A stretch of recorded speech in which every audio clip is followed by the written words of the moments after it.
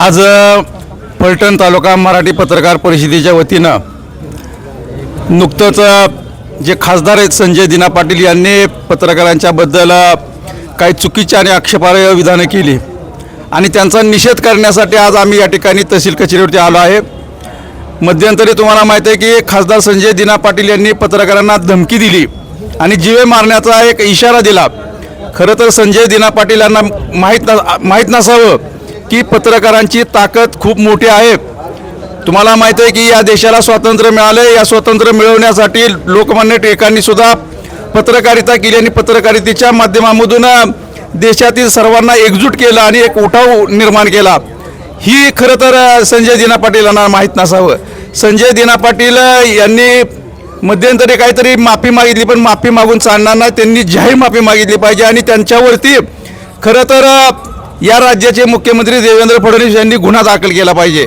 कारण काय एकीकडे आदल्या दिवशीच मुख्यमंत्र्यांनी विधान केलं होतं की पत्रकारांना जर कोण काय बोललं तर त्याच्यावरती गुन्हे दाखल होतील आणि त्याच्यानंतरचं हे विधान आलेलं आहे। संजय दिना पाटील यांच्यावरती गुन्हा दाखल झाला पाहिजे आणि गुन्हा दाखल होऊन त्यांच्यावरती कारवाई केली पाहिजे, तर खऱ्या अर्थानं पत्रकारांचं समाधान होईल। पत्रकार ही एक तुम्हाला माहिती आहे लोकशाहीतला चौथा स्तंभ आहे। पत्रकारांच्यामध्ये खूप मोठी ताकद आहे। एखादं सरकार उलटून टाकण्याची ताकद आहे, एखादं सरकार सत्तेवर बसवण्याची ताकद आहे आणि ही सर्वसामान्य जनतेचे गोरगरिबांचे प्रश्न मांडण्याची ताकदसुद्धा पत्रकारांच्यामध्ये आहे आणि ही ताकद निश्चितपणे भविष्यामध्ये आम्ही सुद्धा सर्व पत्रकार एकजुटीने दाखवून देऊ। आणि पुन्हा एकदा फक्त मी जास्त काही न बोलता खासदार संजय दिना पाटील यांच्यावरती गुन्हा दाखल झाला पाहिजे, त्यांनी जाहीर माफी मागितली पाहिजे, तरच पत्रकार शांत राहतील। पुन्हा एकदा मी सांगतोय की मराठी पत्रकार परिषदेचा विजय असो। खासदार संजय दिना पाटील यांनी तात्काळ राजीनामा द्यावा। मुजोर खासदार संजय दिना पाटील याने प्रश्न विचारायला गेलेल्या पत्रकारांना अतिशय अर्वाच्य भाषेत शिवीगाळ करून जीवे मारण्याची धमकी दिलेली आहे। त्या घटनेच्या निषेधार्थ अखिल भारतीय मराठी पत्रकार परिषद, पत्रकार हल्ला विरोधी कृती समिती आणि डिजिटल मीडिया यांच्या वतीने आज येथे तहसीलदार कार्यालयात जाहीर निषेधाचा कार्यक्रम आयोजित करण्यात आलेला आहे। आत्ताच आम्ही सर्व जणांनी मिळून तहसीलदारांना निवेदन दिलेलं आहे। नुकतेच ठाकरे गटातून ते शिंदे गटात प्रवेश केलेले खासदार संजय दिना पाटील यांना काही पत्रकारांनी प्रश्न विचारल्यानंतर त्यांना ते प्रश्न अडचणीचे वाटले तर त्यांनी का बसायला पाहिजे होतं, परंतु त्यांनी पत्रकारांना सांगितलं परत जर तुम्ही येथे आला तर तुम्हाला मी जीवे मारीन। आणि विशेष म्हणजे ही बाब ही करत होते बोलत होते त्या टायमाला त्यांना नुकतीच YZची सुरक्षा दिलेली आहे आणि त्या पोलिसांदेखत त्यांनी हे वक्तव्य केलेलं आहे।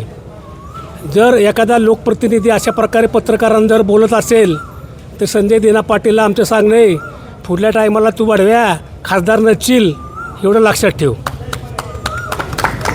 नरेंद्र मोदीपासून अगदी सरपंच असेल, नगरसेवक असेल, त्यांना सगळ्यांनाच माहिती आहे। म्हणून आमचा मुख्यमंत्र्यांना सांगणे की त्यांनी या मुजोर खासदारावर कारवाई करावी, तरच तुमच्या शासनावरती तुमच्या युतीवरती आमच्या पत्रकारांचा विश्वास राहील।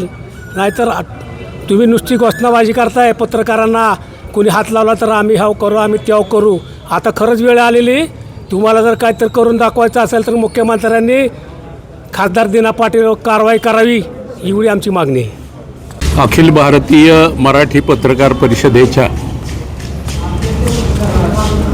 फलटण शाखेच्या वतीनं एका लोकप्रतिनिधीनं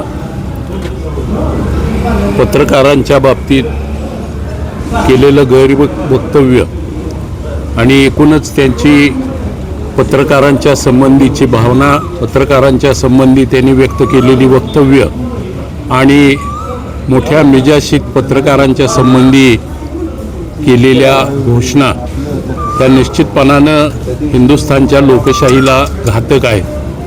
एकीकडं हिंदुस्थानची लोकशाही किंवा हिंदुस्थानच्या घटनेप्रमाणे पत्रकारितेला लोकशाहीचा चौथा स्तंभ मानलेला आहे आणि त्या लोकशाहीच्या माध्यमातून लोकांचं प्रतिनिधित्व करणाऱ्या एखाद्या प्रतिनिधीनं या चौथ्या स्तंभाविषयी बोलताना तारतम्य बाळगलं पाहिजे, आपली जबाबदारी समजावून घेतली पाहिजे.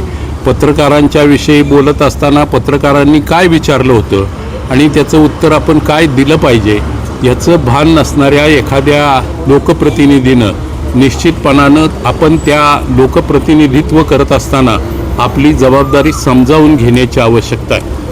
आणि ती जर तुम्हाला समजावून घेता येत नसेल तर किमान त्याचा अभ्यास करा, नेमकेपणानं त्याची माहिती घ्या. पण आपलं अज्ञान झाकण्यासाठी केवळ पत्रकारांच्यावर चुकीच्या पद्धतीनं बोलणं किंवा त्यांच्याविषयी अनादर व्यक्त करणं हे निश्चितपणानं इथल्या लोकशाहीला घातक आहे.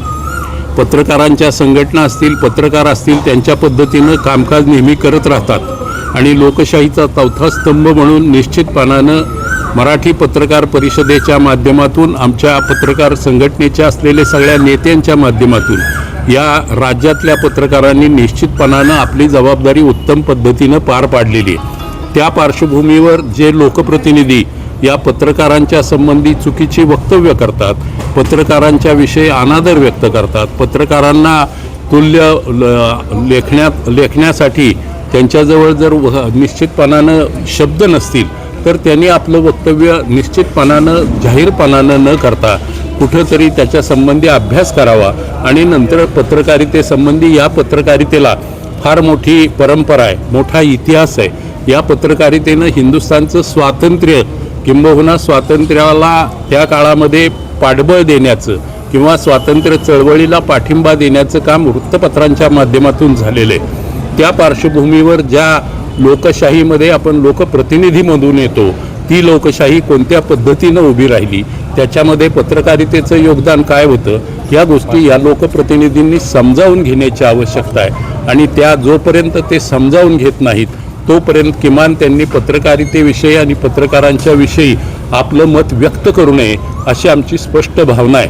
निश्चितपणानं आजच्या तहसीलदार साहेबांना दिलेल्या निवेदनाच्या माध्यमातून आमच्या ह्या भावना आम्ही शासन प्रशासनासमोर मांडण्याचा प्रयत्न केलेला आहे.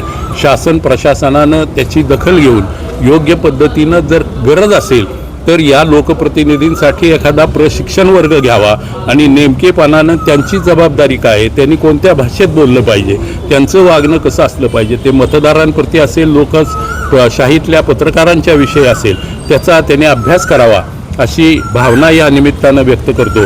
आणि ज्या लोकप्रतिनिधींनी पत्रकारांच्या विषयी अनादर व्यक्त केला, चुकीची वक्तव्य केली, त्यांचा या पत्रकार संघटनेच्या वतीनं आम्हा सगळ्यांच्या एकजुटीच्या माध्यमातून निषेध करतो. मराठी पत्रकार परिषदेचा विजय असो. मराठी पत्रकार परिषदेचा विजय असो. पत्रकार एकजुटीचा विजय असो.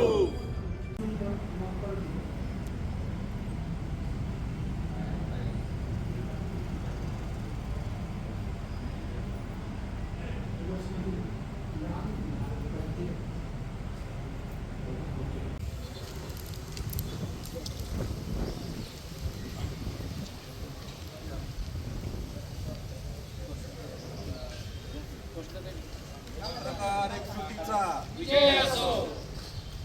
पत्रकार एकजुटीचा विजय असो.